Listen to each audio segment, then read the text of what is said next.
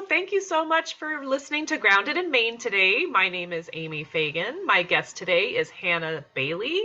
She is in Indiana and she is a homesteader and she is all kinds of other things. I will say, oh gosh, Hannah, how are you? Sorry. I'm great. Hannah, I love so much. I've been watching your posts and I've been listening to your podcast. And one of my favorite things about what I see from you is that you are so in tune with your community. And I love that you talk a lot about bartering and that you're asking people for advice or help with stuff, because I get this feeling of like, from a lot of homesteading groups that I see, like on Facebook, people have this sense of like, I don't need anybody, I'm so independent. And I love that community base that you have. Like I literally have a post-it note right behind my laptop on the wall that says community sufficiency. And that just it inspires me, because I know, like we talked about this a little bit, like there are a lot of things that I can do, but it's so much more fun when you're not alone. Yeah, And there are things that I can't do, and I'm sure that there are things that you can't do. Or I know you were saying that so many. um, that you were doing it and you were just like exhausted. So, Mhm. um, do you want to talk about your podcast first, or do you want to talk about your homestead, or something completely different? Yeah, I'll dive into the podcast real quick. I host Hannah's Homestead. You can also find me on Facebook under Hannah Bailey, and it is attached. You'll see tons of posts that are connected to Hannah's Homestead. I will post on my personal page and on the Homestead page. That way you can find me in both platforms, both profiles. I'm also on YouTube as Hannah's Homestead, and my podcast is on Google. It is on oh gosh, Spotify, Apple Podcasts. We are also on Audible and Amazon Music. I was like, there's so many. Yeah, you So got you all can the big find ones. me here. I try, I want to knock it out in one go and not stress about it. So Absolutely. Wherever people are listening, you can find it. Yeah. exactly. That way people don't have to go look for you. Right. Yeah. Try to make it as simple as possible. Right. I remember I was following Brené Brown's podcast, and she was on Apple, and then she switched to only Spotify, and I was like, "Oh my Oh, gosh, I'm going to listen to all my podcasts, and then I have to stop and go like remember to go look at Spotify to get her podcast." And then I was just like, "Yeah, I can't." Like, so everyone has their own favorite, and it's good that there are right. options. Yeah, I So, agree. tell us about Hannah's Homestead. Oh my gosh. So it originally started as the Bailey Bunch Homestead because we just really have a cluster bunch of animals. And then my husband decided at first that he didn't want to homestead anymore and that it was my thing. And so, he loves it. He obviously is running errands for me right now. And he's finally come back around and realizes the work will pay off. And once he sees work paying off, he just didn't feel included at first. And that's my fault. So, women, as you say you want to do things, this is my tip: ask your man or spouse, female, woman, whoever's in your life for help. So, because it doesn't just have to be your thing. It doesn't, my kids have their own specific chickens that they love, and I ask them to help with their chickens and specific rabbits. I think we want so badly as moms to take control over things and delegate and be the quote boss without realizing we're managing and helicoptering, that people feel so turned off and they get burnt out a lot quicker. So make sure that you're including everyone and let them have their own thing on your land. So while it is named Hannah's Homestead, because I am really the face behind the marketing, the networking, the community, I'm the more social on social media. My husband Micah is very social when it comes to putting him in front of people. And so once I do the legwork of connecting one and one, he's like, all right, I can do this, because he gets very nervous about saying the wrong things, or not knowing how to really socialize, and he's not a big networker. So It's really hard for, I also think it's hard for men too to come up with the pictures to showcase. You know, you can post pictures all day long and say, this is what I have.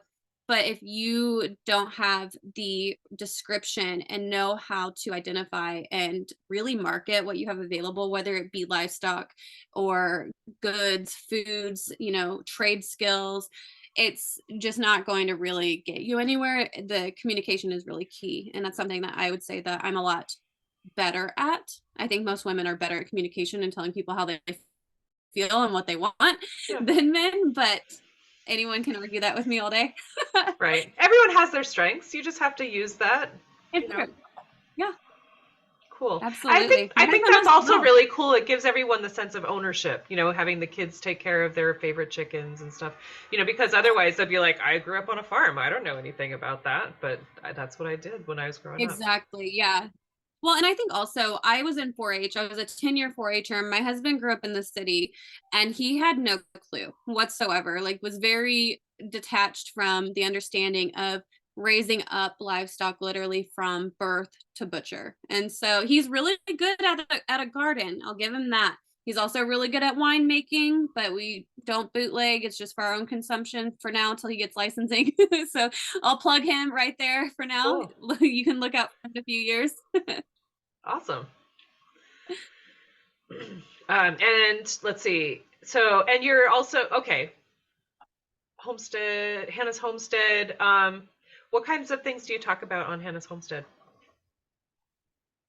Oh, everything. The struggles really is a big one because a lot of people think, oh, I'm going to be self-sustaining. I'm going to be self-sufficient. It's going to be easy. I'm going to have all these animals. They're going to be so fun. It's going to be great to put on Instagram and everyone's going to love all my pictures. While that's true, the suck is going to be there. Like for the first time in my entire life, we had negative 35-degree wind chills last month, right before, well, I guess back before Christmas. So the week before Christmas, horrifying. We are so lucky we only lost one duck and I believe one rabbit, but still absolutely terrifying when you think that like we only get into single digits usually. And it was a lot. It's the wind chill that I was most worried about because that's something you really can't control. You know, when it's cold you can layer up, it is what it is, but the wind is brutal. And so, you know, we shared that we put insulation in our windows. You know, our windows are old. We live in an almost 100-year-old house. They replaced them, but the people before us replaced them with cheap windows. And when I say cheap, I mean like they when you unlock them, they slide down and there's no screen at the top. And if you don't have a way to keep it up, it's pointless. And so I'm like, what were any of you thinking putting these in? Like, this is not functional. I would have rather had the like wheel it out, you know, right, than deal with that. But it was cold. And so, you know, we do wood burning stove, and which normally isn't an issue, but when you have negative 35, it's still hard to maintain heat. And yeah, it was definitely interesting. I love to talk about things that are actually happening, things that you don't think will happen to you. You know, I had twin goats born once and they were coming out at the same time when I found them, and I had to push one in, pull one out, and then go back, and neither one survived, you know, because God only knows how long the first one was there before the second started to move. And so that these are things that people don't expect. Like the mom did great. She ended up being a milking goat, but it's like, what do you do in those situations? How do you handle loss in twice the amount of, you know, and like, what do you do to comfort them? Because they cry out for their kid, and it's no different than us grieving someone, because animals do grieve. And I think it can be a very fine line between, you know, knowing that they're livestock and like making them a pet. And so it's really hard you have to show compassion and empathy, but you also have to detach yourself or you're going to throw yourself into depression, which I've learned in that first year. Like I was telling you before we started recording, it's very easy to allow yourself to get consumed and swallowed whole, and you won't realize it until it's too late. And then you're undoing so much damage that you really caused yourself because you didn't ask for help because you thought, oh, I can just handle it.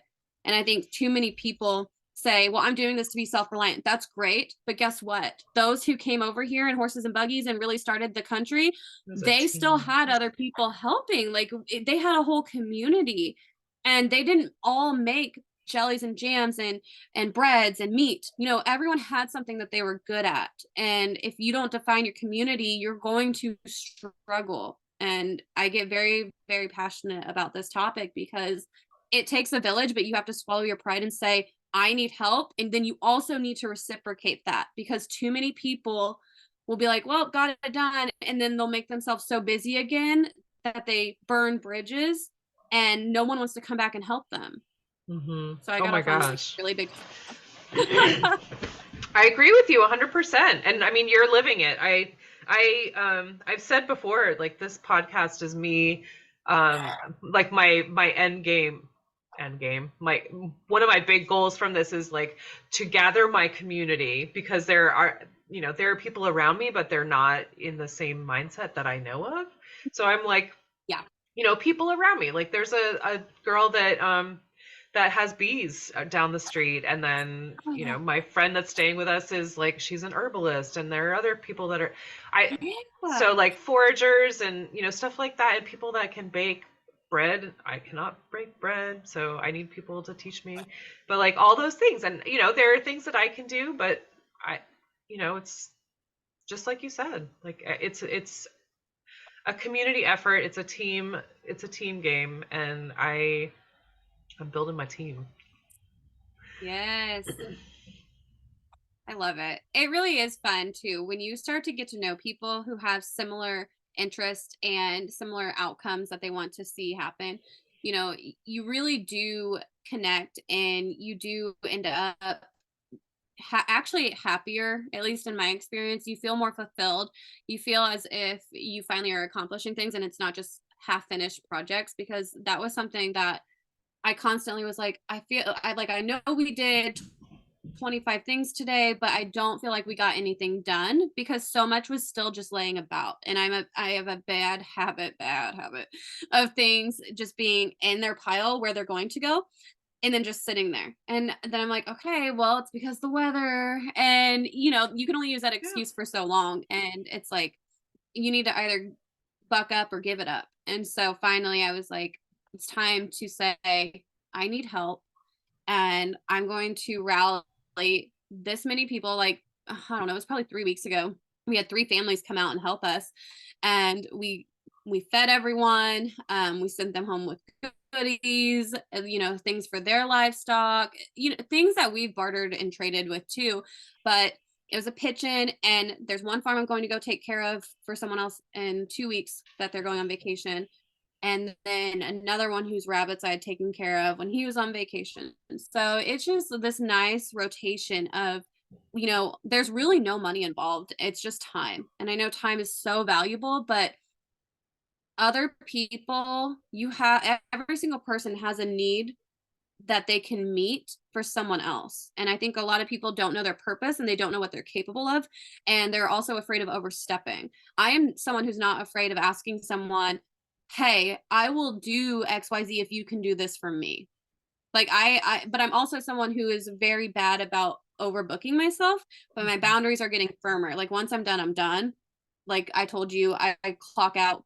Well, I stopped responding to messages on Friday between 5 and 9. Sometimes it just really depends. I don't really leave the house Monday, Tuesday, Thursday, Friday. So it's like there's a little more flexibility. But that's because I've taken back my time, and I can really delegate things out, and I can really, maximize my time. And I think a lot of people don't know how to do that as well. They get stuck in the 9 to 5, or I only have weekends available. And then it becomes, well, I don't want to do this anymore. And I've seen a lot of people leaving homesteading too, because it, quote, became too much. And I think that's really sad and disheartening, because there's so much life that comes out of this, so many good life lessons and experiences and memories. And I know that these people are leaving homesteading sad and broken down, and it's because they didn't have a community either. Whereas this is something I feel like just keeps getting better and better every year. Yeah. Well, and I love, there are so many things that I love about that too. I mean, so one, I love that you talk about bartering. I think it's such a fantastic thing. And to not have to exchange money, it just feels more wholesome. But and Yeah. also I think in asking for help, it's a gift for some people because they, Yeah. people feel so fulfilled and like they have purpose if they're part of something. Yes. So I think that's really important. Yeah, and really, so with my day job, I coach women mostly in the fitness industry. However, it's women that are not seeking to like get into a good physique. They're really just trying to have healthy weight loss and sustainability. And a lot of them don't have the mental capacity yet to understand, like, right now your needs are not being met because you're trying to fulfill a purpose that you created for yourself. Like it's like with being a mom or a wife, they're constantly trying to fill a need because they don't feel needed any other way, and they Mm. haven't taken the time to say, okay, I've lost myself, I don't have a hobby, I don't have anything I enjoy. Especially those who become empty nesters. They're like, wow, I've been a mom for 25 years and now my kids are Now gone. what? What do my husband and I like together? And it's like, okay, well, you're 50 now and you say you live to be 85. That's 35 more years you have left. Like, what are you going to do at that time? And I try to break down to people, like, you're trying to fill a basic human need, and that's to serve a purpose. But most people aren't serving any purpose because and I say that as gently as possible, because they are just trying to meet everyone else's wants and needs and demands, that it's not actually a purpose. They're not serving a greater calling. They're literally just becoming enslaved to every demand that they're met with. And it's really hard for me to watch because as someone who's only 28, I'm like, my husband and I are a very good team, and my girls witness me have things of my own, he has things of his own, and we have things all together. And it's so hard for people to get out of the mindset of, well, I'm mom, I've always been mom, or I've always been a wife, I've always done XYZ. And they get into that mindset of always, instead of saying, I've been doing whatever it is, and I'm going to stop doing whatever it is because I no longer need to, or they're Mhm. old enough and they no longer need me. We never know when the last time we're going to wipe our child's butt is. And so it just stops. And we also Right. need to realize we can also just stop the negative things of, well, I'm always working overtime because my boss expects that. And I told him, like, does your boss expect it? Did they explicitly say that? Or are you thinking that because you've set that That in boundary, tone right? for them because you've always been, quote, dependable? No, you're just literally trying to be a perfectionist, and perfectionism doesn't exist. And Mm. so that's another thing people need to let go of in homesteading. There's no such thing as perfection. You're going to lose animals, you're going to kill plants, there's going to be a drought, there's going to be a flood. Things are going to happen that are out of your control. And so when you can realize that, things just are more exciting, it really is just one of those things. You just have to either see it with this vision of love, Hmm. and that's just the way it is, and it Right. doesn't affect you, or tie your emotions into it and then become depressed because you can't control things. Ooh. Wow, that hits deep. I totally get that, and I think I love it. I appreciate so much that you say that, and when you said health or life coach, like that was not what I was expecting. So that's really really cool. It was like you were speaking to me. Um, I actually in the last couple of years I've been calling it a midlife crisis, because Okay. because like you were saying, like I've never been a mother, but I've had pets, but I've just worked, like that's all I did, and we would go on one vacation a year, and that was it. And so now, like a couple of years, well, 3 years ago I started a jam business, and now I have a podcast, and we're like, I need to send a Google Calendar to people so that we can Yes. schedule time together. Um, and it's just, I've always been, Monday through Friday and blah, blah, blah. And then I will do stuff on the weekends and I do the errands and blah, blah, blah. And now I'm like busy. And so it's a different relationship that we have. And so it's not, so we've changed the midlife crisis to be my season of exploration. And so now, Good. I yeah. like that. So I didn't come to that on my own, but I had help. But it's Hey, it's I always cool. tell people it's okay. I always say, if I am, because a lot of people think, oh, well, you have no problems, you have no problems, you have no problems. And I say, I went to therapy on my own. There were people who probably wish they would have told me to go to therapy for years, and I would have told them no. I would have thought, nope, they're gonna like tell me I'm absolutely crazy. And I went on my own, and it was the most refreshing thing. I went for probably 8 months, and I feel so renewed. My poor therapist, he was like, Hannah, I don't know how to answer some of the things that you say, because like these are things that jog my memory. And I'm like, who thinks like this? And I'm like, so I'm like, I'm Totally. paying you. So Right? it was great. So Wow. That's an intense job. I can't imagine, honestly. And I told him the same thing. the things that these people hear, and then to try to not take that on. But I have tried it before, and I remember like the first time I go, they're like, "Well, what do you want to talk about?" I'm like, "What? No, Yeah. you're in charge here." Yeah. Yeah. But that's very cool. And I think that, especially with like gardening and homesteading and stuff, you just have to celebrate all the wins that you can.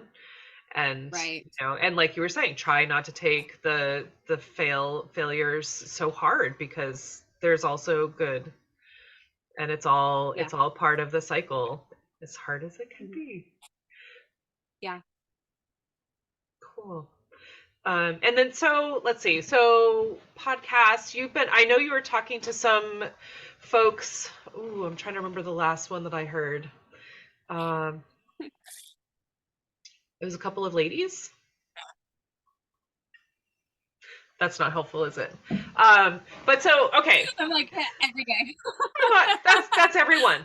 Um, but so, okay. So you work as a health coach, and you are homesteading. So what how did you get into homesteading? How did you do that? I know you said you did the 4-H thing. Yes. So my husband was actually active duty in the Navy at the time, and we were looking for land. And we started looking, and he had actually gotten home from deployment in July of 2020, and we started looking in September of 2020. In October, we found a 9-acre plot with a house, and we went to look at it a couple of times, and it just, for a VA loan, it wasn't going to be ideal.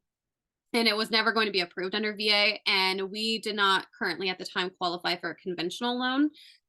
So we're like, well, we can only find what we can work with. And so I was miserable and sad about it, but I'm sure it saved me in the process.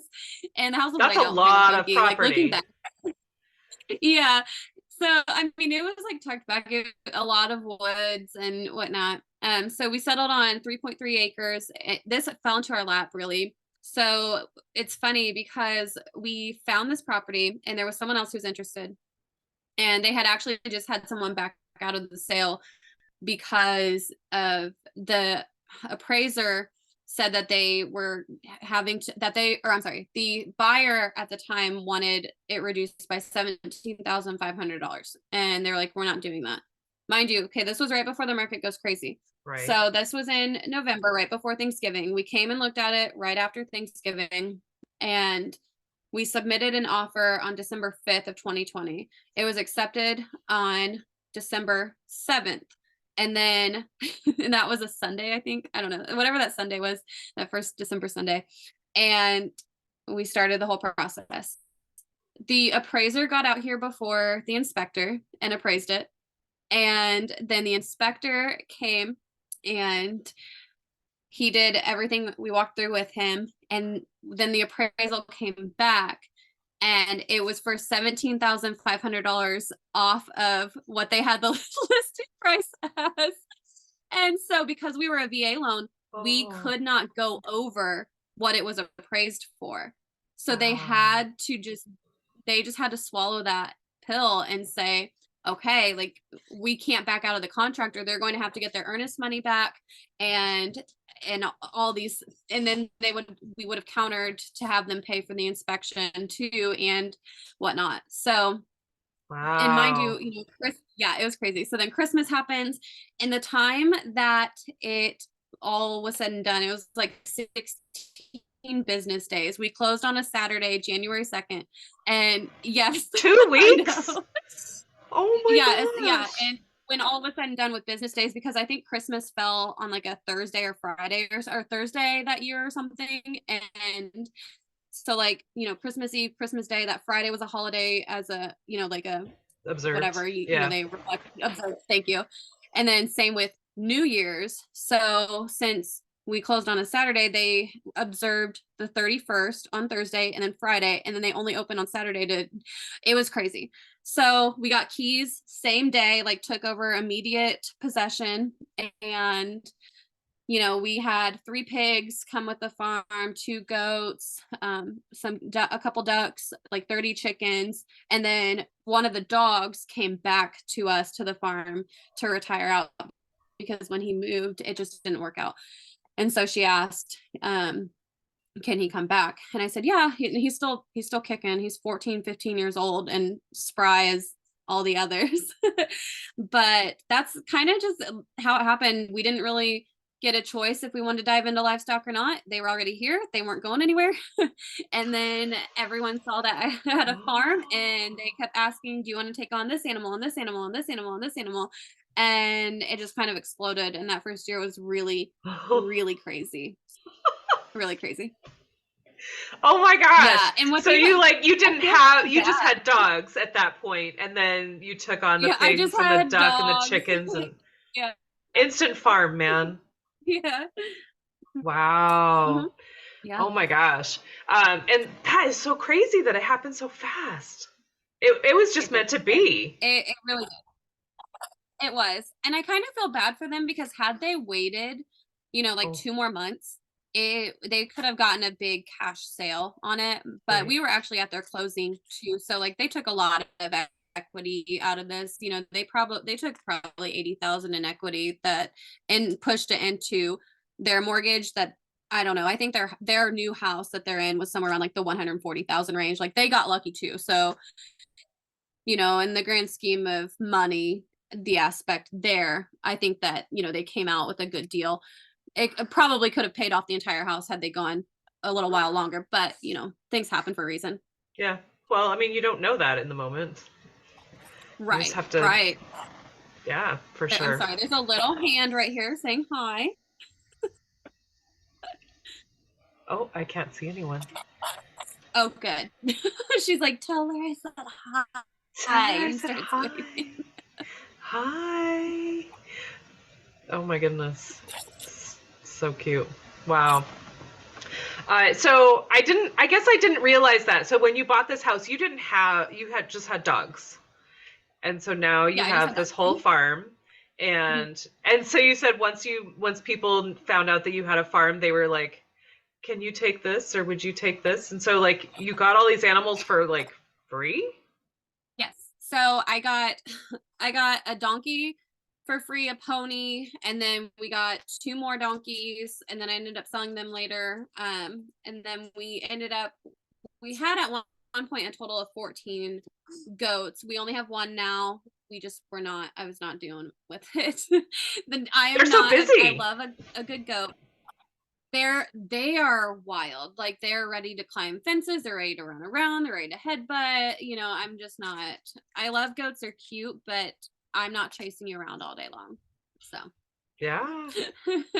I am too busy. Hey, go on. I'm gonna get. Hey. We're interrupting. Where's Daddy at? Where's Daddy? My dad's bathroom. Oh, okay. He's not gonna be thrilled that you're in here right now. No. She can hear you. Yeah. Yeah, your sister has a bike?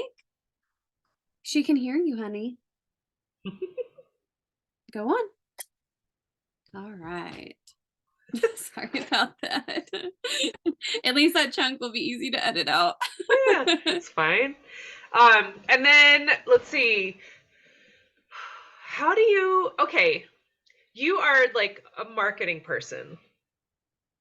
Yes. Like you're the marketer for your neighbor person and for your farm Yes. and like is that something that you studied or is it just something that has interested No, you? so I think this was like built up over the last decade. So I was actually in network marketing back in 2015 to like 2018. And so I had just built this community of women and people all across the country anyway, and direct sales. So I just already knew how to connect with people. I'm in tons of Facebook groups for different things that I have hobbies in, passions, and whatnot. So I think it was just easier, when I connect with people in these groups and I share pictures and I make posts and engage with them. I have my Facebook profile set up as a professional page, and so I can invite people to follow me without becoming Facebook friends, so I don't cap out my 5,000 friends. And so I did leverage it that way. A lot of people, just have it set up as their personal profile. And I just knew like, hey, I'm going to run a business. And I made myself a brand. I have a big personality as it is. And I think a lot of people are just timid and they don't see themselves as a brand. They really are like, well, I work for XYZ. And I'm like, no, it's me. Like anything I do, I want to hold the integrity behind who I am and my personality, and it have my voice attached to it. So that's why I made my profile a professional profile. Awesome. That's so cool. That is something that I am currently working on.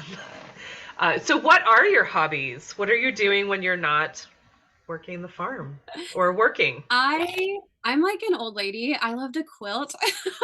That's And awesome. so I learned how to do that.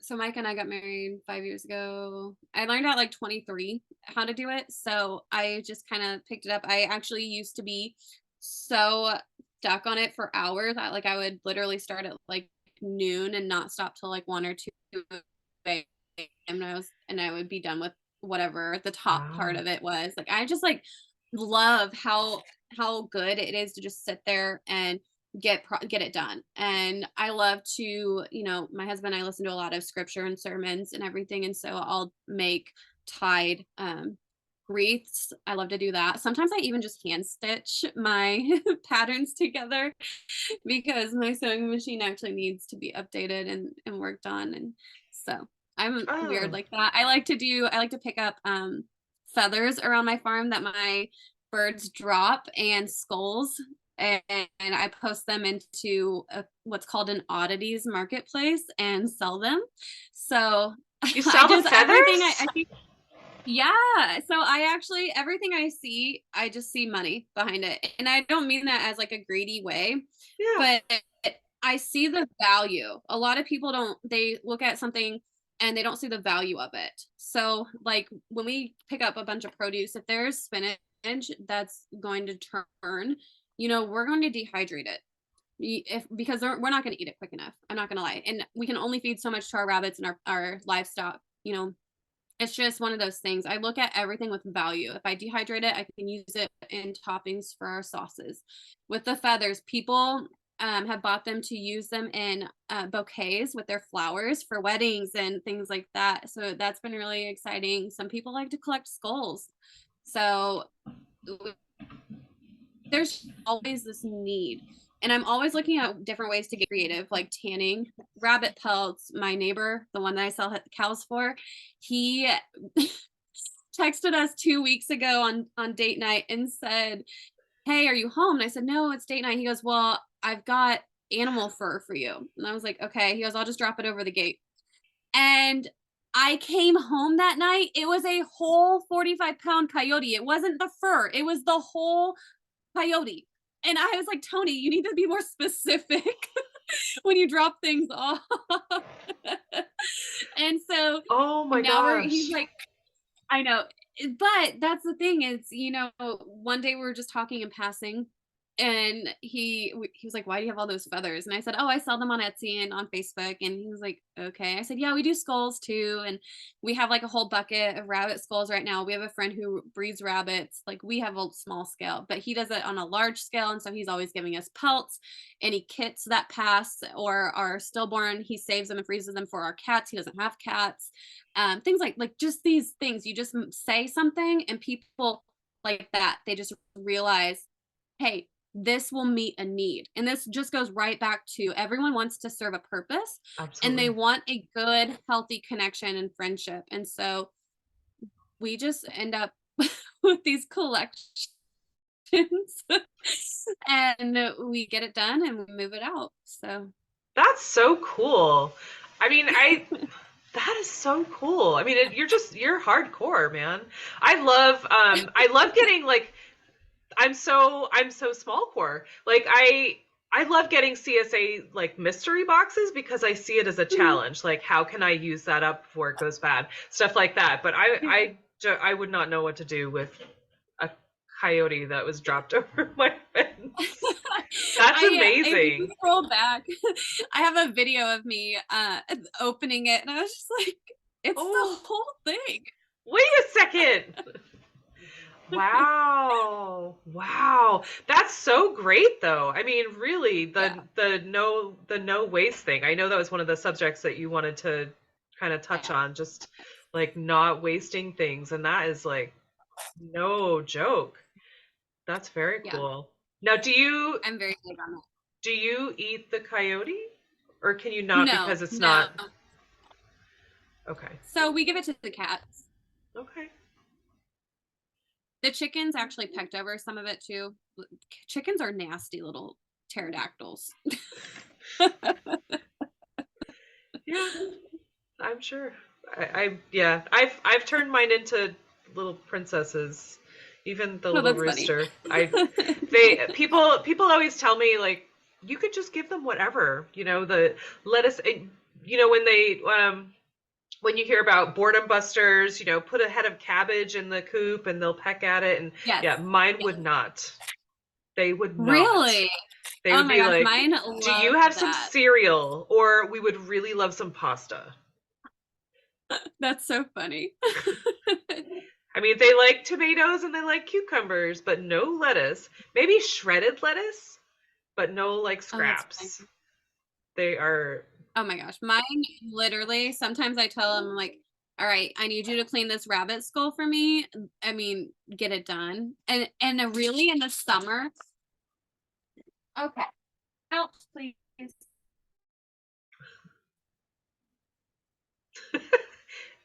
Some people have no situational awareness in my house right now. Okay. I was telling you I have it, and we're all adults here. I was telling you that we have the same issue in my house, and we're all adults. It's fine. That's funny.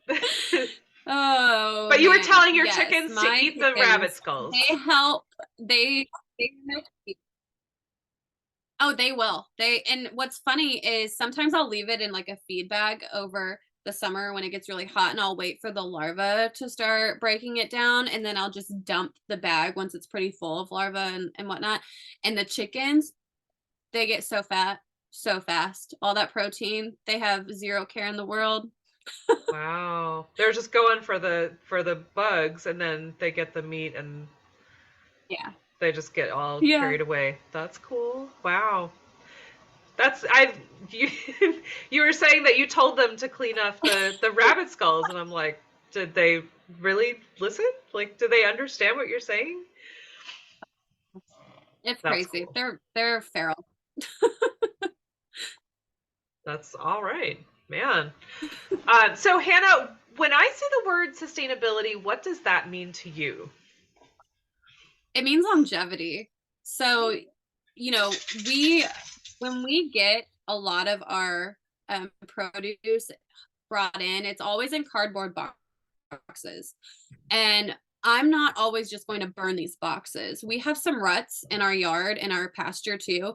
And so we have packed that down with these cardboard boxes. Then we've covered it with ash, and then we've covered it with manure.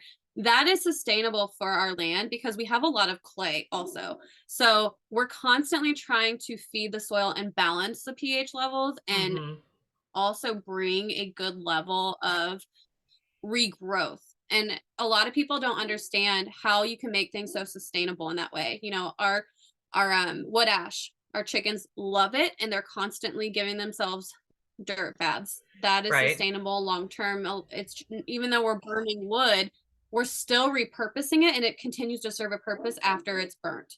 And so I think so many people think, oh, sustainability just means using glass and recycling plastic, and that's not the case. Like, all of our vehicles are used vehicles, and all of our trailers have had to have work on them. You know, we bought them with, well, I guess we were gifted them. His dad is like a trailer fanatic, and so we have one that's actually a boat frame that's going to be a flatbed trailer when all is said and done. So, you know, sustainability to us is making sure it just doesn't go to a scrapyard, because it's going to sit forever when it can serve a purpose. If we already have the boards, which we do, you know, we had someone ask us to tear down their pool deck, and if we wanted the boards, we would, and we said yes. Micah drove 2 hours to go do it, collected all the boards, and now these boards are still good. They're not splitting, they're not splintering. So I'm like, we can use all of this, and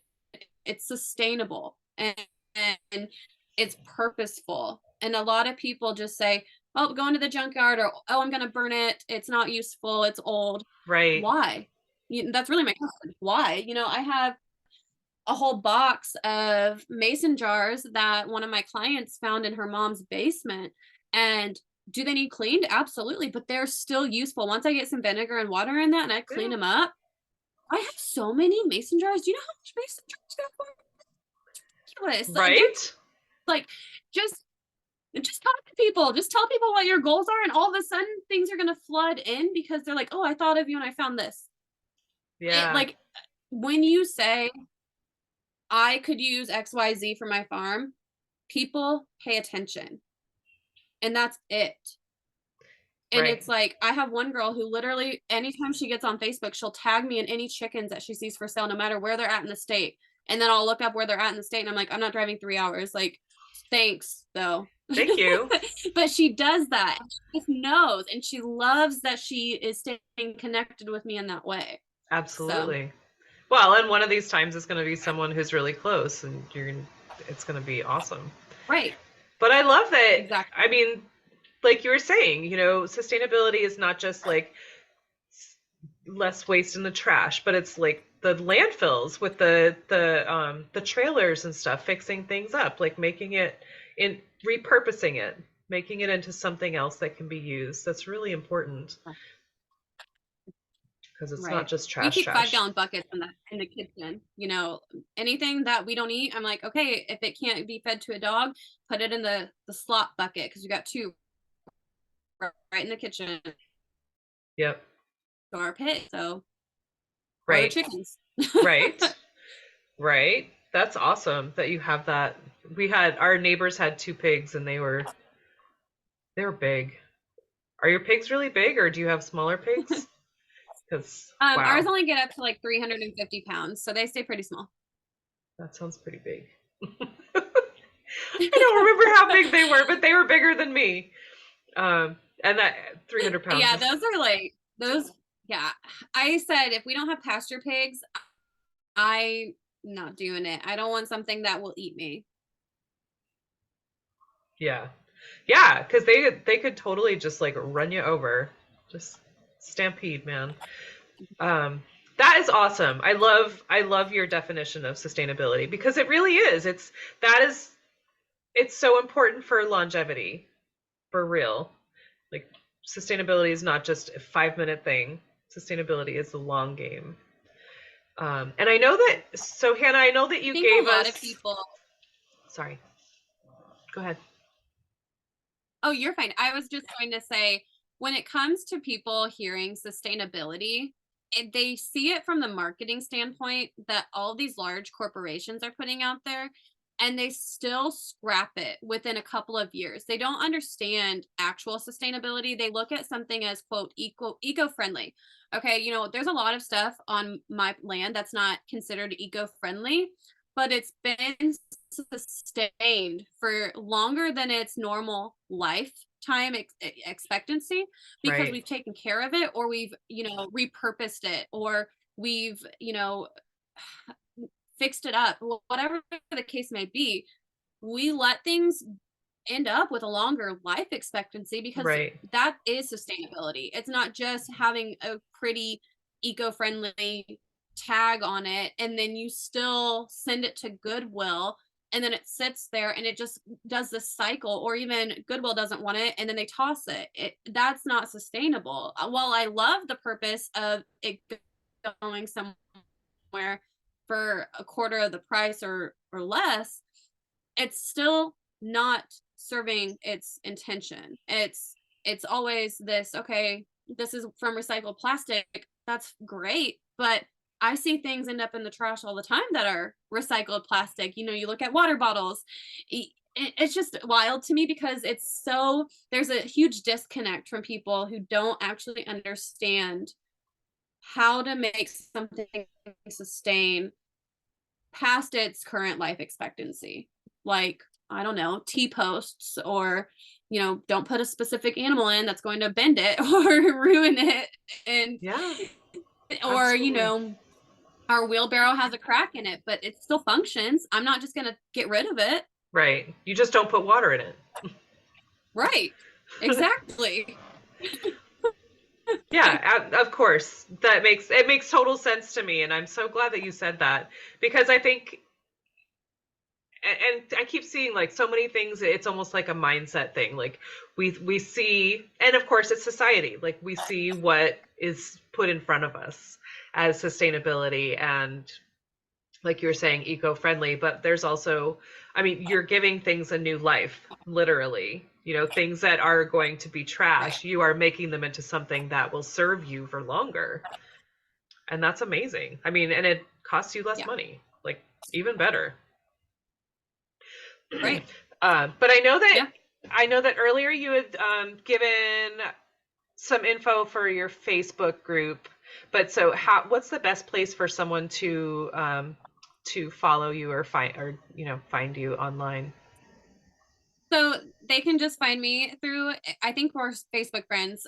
So Hannah Bailey, and they can click follow. And then I actually have a recent post that has tagged Hannah's Homestead, so that you can go to that page and click follow and like. I check Cool. my messages all day, every day. So if anyone wants to connect, they're more than welcome to. I'm very good about boundaries and not responding when I really don't have time. I don't feel the need to always respond to messages. Right. So Don't that's expect anything on something Friday evening. yeah. Yeah, that's awesome. Good for you. Thank So you. Friday's date night. It typically is. It really Yeah. just depends on our weekends and what's to come. You know, sometimes I do book myself only and have pet sitting clients or farm sitting that I do. So it really just depends. But typically we try to make it a habit. Great. Good for you. It's important to, Yeah, reconnect after a busy week. For sure. exactly. All right. Well, Hannah, thank you so much. It has been such a pleasure to talk to you and learn so much Thank from you. you. I feel like I need to like hook up with you for some coaching. I would love that. Awesome. So again, folks, this is Hannah Bailey. Check her out. I'm going to put her info in the show notes as well. But I appreciate you listening. And Hannah, I hope you have a great night. Thank you so much. You as well. Thank you. Just gonna stop.